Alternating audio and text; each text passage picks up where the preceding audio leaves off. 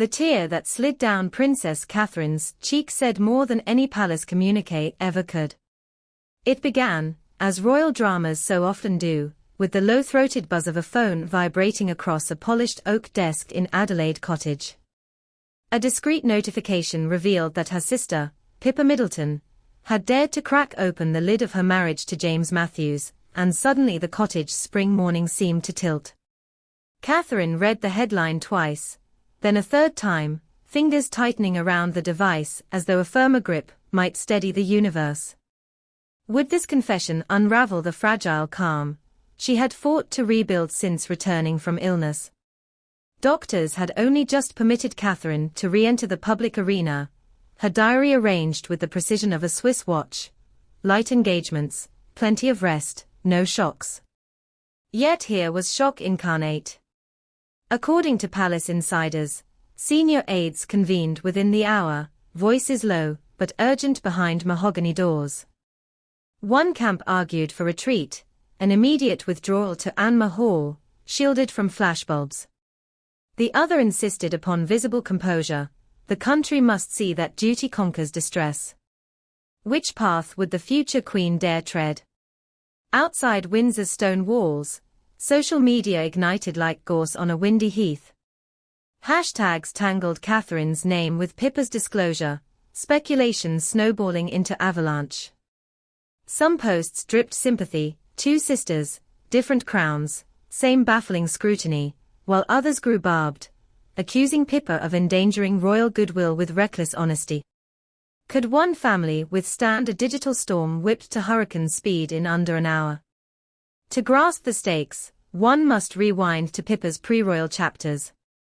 Long before paparazzi learned her name, she was simply the lively middle child who thrived on netball courts and village fetes.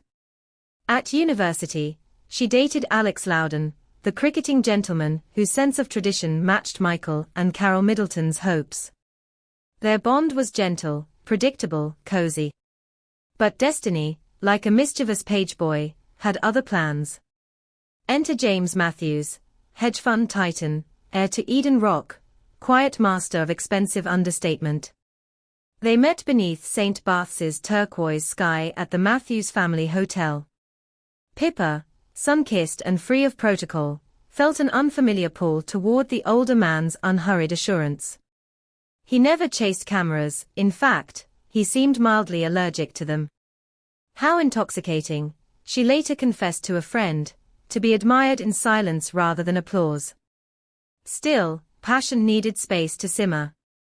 Pippa's amicable parting from Alex made room for Nico Jackson, the golden banker, whose trim suits and ready grin fit glossy magazines better than fairy-tale endings. They posed at Wimbledon, dazzled at charity galas, yet somewhere between courtside strawberries and fluorescent flashbulbs, Pippa felt a hollowness she refused to name. Had she mistaken sparkle for substance?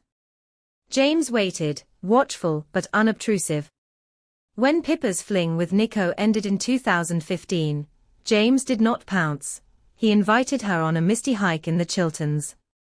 They talked of childhood, politics, and whether love could survive under siege from tabloids. By the time he knelt on a rain-damp boulder in the Lake District, presenting a diamond that caught the faint northern sun, Pippa's yes came as naturally as breath. Did she truly fathom how radically life would reorder itself after that single syllable? Their May 2017 wedding appeared flawless. White peonies, cathedral-length veil, Princes George and Charlotte scattering petals with impish solemnity. Yet several photographers noted James's clenched jaw after the ceremony, as if the weight of global attention already pressed against his privacy-loving soul. Was that tight smile the first microfracture? Chelsea welcomed the newlyweds with a £17 million townhouse whose amenities, cinema, subterranean gym, staff quarters coiffed in neutral linens, felt purpose-built for discreet opulence. Pippa threw herself into children's heart health campaigns, crossing marathon finish lines with triumphant flourishes. James rose before dawn, running the embankment alone, earphones blocking London's gossip. Could a marriage flourish when its protagonists found fulfillment in separate solitudes? Signs of drift were subtle at first: fewer joint appearances, shorter Christmas cards. Stylists whispered that Pippa's palette had softened from jewel bright to pearl grey. Body language analysts debated the half-paces widening between husband and wife on red carpets. Then came the podcast quip. Vogue Williams, married to James's brother Spencer, joked about the headaches of marrying into a headline family. No names, no venom, yet insiders swear the remark landed like an arrow. Was it carelessness, or coded frustration aimed squarely at Pippa? Parallel turbulences brewed beyond love. Party pieces, once the Middleton cash cow, sank under £2.6 million in unpaid invoices, leaving loyal suppliers adrift. Newspapers gleefully linked the collapse to a family that had seemed bulletproof, chipping paint from the Middleton myth. Meanwhile, investigators recycled James's long-ended connection to the fraud-tarnished Heather Capital Fund, even though his exit predated the scandal. Mud may miss its target, but it still stains the hem. Could reputation weather so many splashes at once? The Berkshire footpath saga arrived right on cue. Villagers had rambled along the trail behind the Matthews estate for generations, until fresh iron gates slammed shut, bristling with private property placards. Locals protested, tongues sharpened by a sense of betrayal. Matthews' representatives filed legal papers to seal off the land. Parish councils faced standoffs at evening meetings. Tabloids coined Footpathgate. Had the push for privacy finally trampled goodwill beyond repair? Against this backdrop, Pippa's revelation finally broke cover. According to sources close to the couple, she confided in a trusted journalist that the marriage was enduring a long winter of the heart. No divorce papers, no screaming rows, just rooms grown echo quiet. The phrase hit Katherine harder than any cold fact could. She, too, had tasted winters of the soul while recovering from surgery, clinging to William's hand under hospital fluorescence. Would her sister now face similar nights, minus the palace machinery of comfort? Prince William sprang into protective stride. He dispatched extra security to Adelaide Cottage, not for threats, but for peace, and offered Katherine the royal helicopter to Anmar Hall. She declined the flight, but accepted the gesture, finding solace in William's promise: "We will weather this together, as we always have." Yet William knows the monarchy measures resilience in smiles per second. Could he shield his wife from the next wave of flashbulbs without sparking whispers of overreach? Royal press officers drafted fallback statements. One version expressed compassion for private family matters, another quietly reminded media outlets of children's right to privacy. Yet the final decision, reached after midnight, was to say nothing. Silence, when wielded by royalty, can roar. Would the public interpret quiet as dignified restraint, or as guilty obfuscation? Meanwhile, Pippa faced cameras outside Mary Hare School for the Deaf, where she opened a new language laboratory. Her speech flowed flawlessly, yet observers noted the absence of her usual sparkle. The diamond ring remained, but she twisted it often. After cutting the ribbon, she lingered with students, her laughter honest if slightly delayed. Was she gathering strength from the children's unfiltered joy, or borrowing their resilience for later? James chose exile over explanation. 4 weeks he shuttled between Eden Rock Capital's Mayfair office and the family's Scottish lodge in Glen Affric, fishing for salmon nobody saw him catch. One gilly remarked James spent more time staring at the water than casting. What reflections ripple across a loch when a man wonders if every choice he made since St. Bath's now leads to this fork in the path? Dr. Margaret Langley, behavioral expert in high-profile unions, spoke on a late-night panel. Couples thrive on shared scripts. Pippa and James once wrote a fairy tale together, now they read different chapters in separate libraries. The host asked if emotional winters thaw. Langley's pause said everything, and nothing. Does hope, like crocus bulbs beneath frost, require darkness before bloom? Public sentiment split like cracked porcelain. Some sympathized, recalling Pippa's steadfast presence at Katherine's darkest hours. Others, weary of privilege, ridiculed disputes over £1 million mansions and gated footpaths. Yet even cynics clicked the articles. Fascination with royal tangents remains Britain's unofficial national sport. When does criticism mask envy, and when does empathy cloak voyeurism? For Katherine, the days that followed turned into a tightrope act.